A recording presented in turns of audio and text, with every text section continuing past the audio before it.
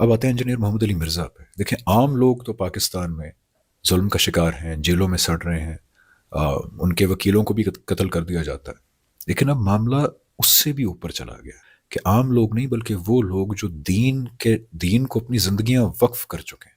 آپ صلی اللہ علیہ وسلم جو اللہ کے آخری نبی اور رسول ہیں، ان کے تھرو جو اللہ نے دین دیا، اس کی ترویج، اس کے فروغ کے لیے اپنی زندگیاں ڈیڈیکیٹ کر چکے ہیں. ان لوگوں کے اوپر بھی اب 295C لگانے کی اپیل ہوتی ہے. اور یہ معاملہ بہت عرصے پہلے سے چلتا آ رہا ہے، جیسے جنید جمشید صاحب، طارق مسعود صاحب اور اب انجینئر محمد علی مرزا صاحب.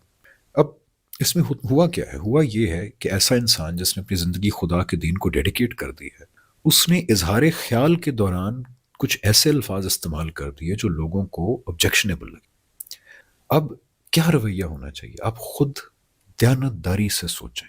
کیا رویہ یہ ہونا چاہیے کہ اس کو کہیں کہ پھانسی پہ لٹکا دو 295C کے تحت؟ یا رویہ یہ ہونا چاہیے کہ آپ سے تمام اختلافات ہیں، جیسے مجھے بھی محمد علی مرزا صاحب سے بہت سارے اختلافات ہیں، علمی اختلافات بھی ہیں، ان کے لہجے سے اختلافات ہیں، انداز بیان سے اختلافات ہیں، لیکن ایسا انسان بہرحال جس نے اللہ کے دین کے نام پہ اپنی زندگی وقف کی ہے، اگر وہ اپنے اظہار خیال کے درمیان کچھ ایسے الفاظ استعمال کرتا ہے جو مناسب نہیں لگتے کئی لوگوں کو، تو کیا یہ رویہ ہونا چاہیے؟ کیا یہ دین کی ٹھیک انٹرپریٹیشن ہے کہ پھانسی پہ لٹکا دو گستاخی کے جرم میں؟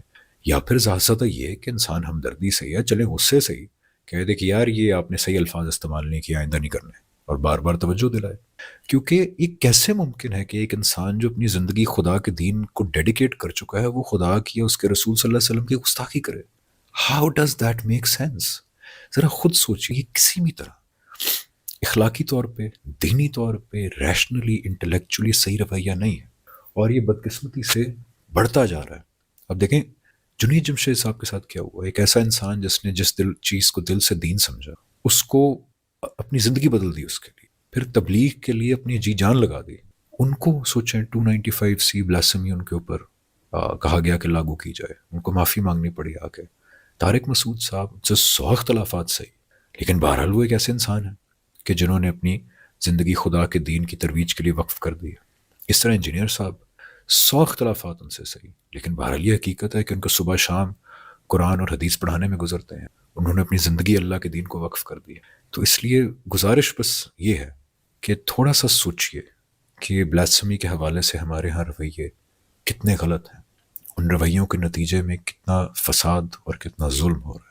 اور خدشہ یہ ہے اگین، کیونکہ قرآن میں آتا ہے کہ جو پرسیکیوشن ہے، خاص طور پہ ریلیجس پرسیکیوشن، اللہ تعالیٰ فرماتے ہیں کہ وہ قتل سے بھی بڑا گناہ ہے.